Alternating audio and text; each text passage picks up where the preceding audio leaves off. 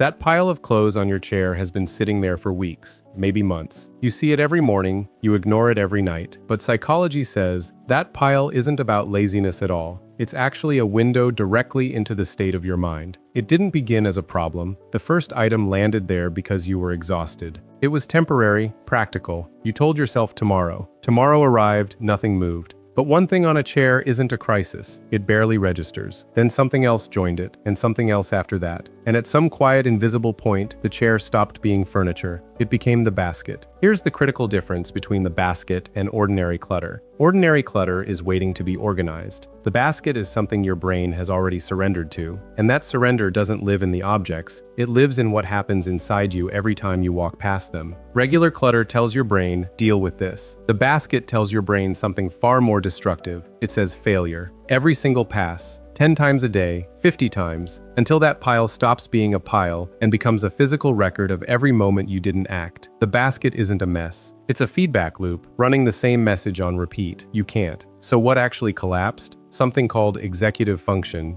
Your brain's internal CEO, the system that looks at a task and fires the signal that says now. When it's healthy, hanging up a jacket costs you nothing. You don't even register doing it. But executive function runs on a battery, and specific things drain it completely. Depression, burnout, anxiety, ADHD, grief, chronic stress, each one attacks the exact neural systems responsible for initiating basic action. When the battery falls below a certain point, the bridge between knowing and doing simply breaks. You see the jacket, you know where it belongs, but the signal that should move your body never fires. Psychologists call this task initiation failure. From the outside, it looks like not caring. The jacket stays either way. But internally, the experience couldn't be more different. One is indifference. The other is being completely frozen while fully aware. Now here's the part nobody talks about. The part that makes everything worse. Every time you walk past the basket and don't act, your brain records a failure. And it stamps that record with one specific emotion: shame. Not guilt, shame. The difference matters enormously. Guilt says, I did something wrong. Shame says, I am something wrong. Guilt points at a behavior. Shame points at your identity. And shame is extraordinarily expensive neurologically. Suppressing it, managing it, avoiding the thought entirely, all of it burns through the same limited executive function you need just to pick something up. The shame about the basket is the very thing preventing you from touching the basket. The emotion and the mess are feeding each other. And meanwhile, the pile grows. And the shame deepens. And the cycle locks tighter. If this is hitting close to home right now, share this with one person in your life who needs to stop reading their mess as a character flaw. It could genuinely change how they see themselves today. Here's an image that will reframe everything. Every object in that pile carries psychological weight, not physical weight. The jacket takes 2 seconds to hang up physically, but psychologically,